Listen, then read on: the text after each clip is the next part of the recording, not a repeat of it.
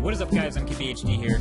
I'm out here at CES 2017, and I guess Mercedes saw what I was doing with all the other car videos of Tesla, so they invited me out to the desert to take a look at the way they're attacking self-driving. So obviously a lot of people know about Tesla and their self-driving capabilities, and it's practically what they're most known for. But a lot of people forget or don't even realize a lot of other car manufacturers are working on the same thing in their own way.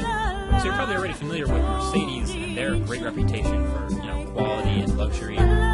Interiors. You've seen them before, but what they did here is they took a production E-Class that you've already seen, it's on the road, but they outfitted and upgraded the interior with additional features, and there's other sensors for what they call Drive Pilot. So that's coming in S-Class later in 2017, so this isn't even out yet. So yeah, the car you're looking at is a bit of a Frankenstein mobile with a black box in the trunk. Not the prettiest thing in the world, but hey, it's a demo of the self-driving tech, and that's what they're working on. They're going to be putting it in cars pretty soon. So you can see where they put the sensors. They have the dual camera system all the way up at the front, just like the Tesla. It's reading street signs and speed limits and things like that. And then there's also radar firing from behind bumpers on both the left and right-hand side to see around the car and what's near you on the road.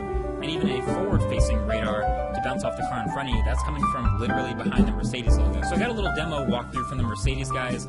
As they went through it, basically they showed me all the features and walked me through it, and I was comparing it in my mind to the way Tesla does it. And then I was able to get in the driver's seat myself and check it out. And I basically found, I'd say, two main differences versus the Tesla Autopilot. So the biggest difference is basically they're not using just the sensors and the cameras in the car for autonomous driving like Tesla does. They're actually adding map data from a company called Here Maps as well to augment that. So it's not just the sensors and the cameras, it's the sensors and the cameras and maps. So basically in regular driving in normal roads that doesn't matter too much, but it does add the ability to make a turn by itself when it's on the map. So for example, if I'm on a road and the car is self-driving and my turn is coming up, a couple hundred yards before my turn, I'll put the blinker on. So the car keeps driving, but when I do that, it checks the map to see when the next turn is. When you get close to it, it'll slow you down automatically, make the turn for you, and then accelerate back up to the speed limit. So that was pretty cool to see in action. And another thing is, Tesla Model S is already level 2 self-driving, so lane assist and adaptive cruise control combined. But they're a little more lax about keeping your hands on the wheel. Like I'm used to it reminding me maybe every 30 seconds or so, depending on the roads, to get your hands back on the wheel, pay attention, just touch it to confirm you're still here. But that makes sense in a level 2 system. The Mercedes system, Drive Pilot, is a little more about keeping your hands on the wheel to be ready to take control back, even when the car is still doing the steering. So they put all the controls on the steering wheel itself instead of on a separate stalk. So you can control everything about the self-driving and the speed control and navigation, everything without taking your hands off the wheel.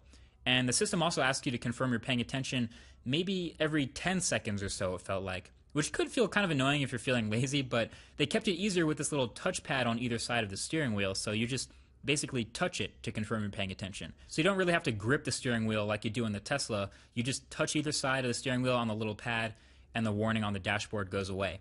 But that's the main difference. That's what differentiates it from what I've used. It didn't take me that long to get used to it. I got comfortable pretty quick, and I trusted it on these roads. I mean, obviously, I've used a car with autopilot before, so it wasn't that crazy, but the handling of turns was a nice little additional feature to have thanks to the map data. The hard part, though, is GPS isn't perfect. Like, maps aren't even perfect. We all know. We've all seen Apple Maps. I even tried putting the blinker on near the end of my drive to make a right-hand turn, but that road actually wasn't on the map, so it just left the right blinker on and kept going. It wasn't going to slow down, so I ended up having to take control, hit the brake, and make the turn myself. So it doesn't seem like a big deal. It's the little things. You can still do that. It's clearly still evolving. It's level 2, not level 5.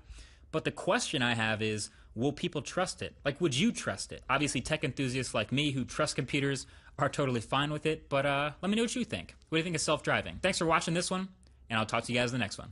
Peace.